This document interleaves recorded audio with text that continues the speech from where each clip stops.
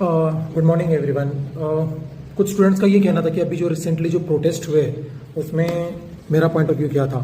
देखो, मैं तो पर्सनली स्टॉक मार्केट के अंदर इन्वेस्टर हूँ, ठीक है, ट्रेडर हूँ। सो विदाउट एनालिसिस मैं किसी पे भी दाव नहीं खेलता। मतलब विदाउट एनालिसिस में तब तक मैं अपना पैसा इन्वेस्ट या फिर टाइम इन्वेस्ट नहीं करता जब तक कि मुझे एक प्रॉपर उसका रिव्यू अच्छा नहीं मिल जाता है। सो ये जो पर्टिकुलर प्रोटेस्ट हुआ, तो जो पॉइंट्स थे दैट पेपर लीक जो हो रहा है हमेशा, या फिर जो एजुकेशन सिस्टम है उसके अंदर जो चेंज आना चाहिए, है ना।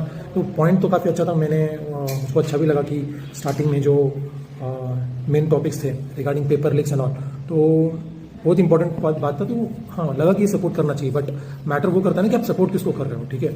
अगर आप मुद्दे को सपोर्ट कर रहे हो तो ठीक है, बट अगर आप किसी इंसान को सपोर्ट कर रहे हो या फिर किसी पार्टी को सपोर्ट कर रहे हो या फिर किसी ऑर्गेनाइजेशन को सपोर्ट कर रहे हो, तो कहीं ना कहीं उनका मेन गोल क्या है। मतलब उनका मेन गोल सिर्फ एक पर्टिकुलर पार्टी को अपोज करना है या फिर मेन टॉपिक को लेकर के बात करना है।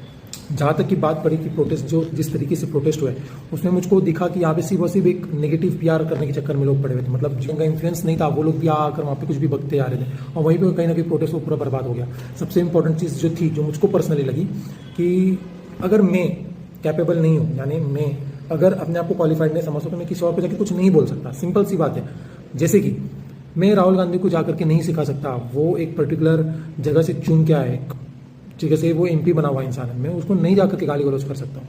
वैसे ही मैं अपने यहाँ पे जो एमएलए बना है, मैं उसको भी गाली गलौज नहीं कर सकता। सेम मैं अपने यहाँ पे जो कॉर्पोरेटर है, ठीक है, मैं उसको भी गाली गलौज नहीं कर सकता, क्योंकि वो लोग चुने हुए, मतलब कि वो एक जनप्रतिनिधि है, ठीक है। और वो एक संविधान, जो लोग संविधान की बातें करते हैं उनको पता भी है कि संविधान के अंदर कितनी सारी चीज़ें आते हैं। नहीं पता है, मुझको भी नहीं पता है, बट मैं आपको एक चीज़ बता दूँ कि संविधान पद पर बैठा हुआ इंसान एक ऐसा इंसान होता है जिसको आप कुछ भी नहीं बोल सकते। हाँ, आप अपोज करो, आप उसके पॉलिसीज को अपोज करो, आप उसके पार्टी को अपोज करो, आप उसको अपोज करो, आप उसके ऊपर केस जाके करो, आप उससे बातें करो, उससे डिबेट करो, उससे लेटर लो।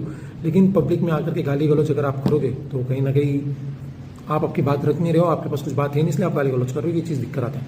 अब मैंने देखा कि काफ़ी लोग मेरे से ये सवाल कर रहे थे कि आप शायद से बीजेपी को सपोर्ट करते हो, दैट्स वाई आपने अपोज नहीं किया। देखो, किसी को अपोज ना करना इसका मतलब ये नहीं कि आप किसी और को सपोर्ट कर रहे हो। दो चीज़ बता रहा हूँ मैं। All over the India more than 20 states, ठीक है, मेरे नॉर्थ ईस्ट के कुछ स्टेट छूटे हुए हैं, नीचे केरला छूटा हुआ है, ऊपर में जम्मू कश्मीर एंड हिमाचल उत्तराखंड वगैरह छूटा हुआ है। बाकी मैंने ऑलमोस्ट सभी स्टेट घूम चुका हूँ। तो ये सभी स्टेट्स में जाकर देखने के बाद, घूमने के बाद, मैं ऐसा नहीं कि मैं सिर्फ जाकर सिटीज़ घूमे हैं, मैं वहाँ पे गाँव देहात भी जाकर घूमा हूँ। सो मुझको पता है कि वहाँ पर जाने के बाद वहाँ के डेवलपमेंट में और यहाँ के डेवलपमेंट में कितना अंतर है। मैं आज भी बोलता हूँ कि Maharashtra one of the best state है ऑल ओवर द इंडिया, और ये किसी बीजेपी की वजह से नहीं हुआ। यहाँ पर कांग्रेस और नेशनलिस्ट कांग्रेस पार्टी यानी एनसीपी और कांग्रेस, इन दोनों लोगों ने मिलकर यहाँ पे इतना सारा डेवलपमेंट किया।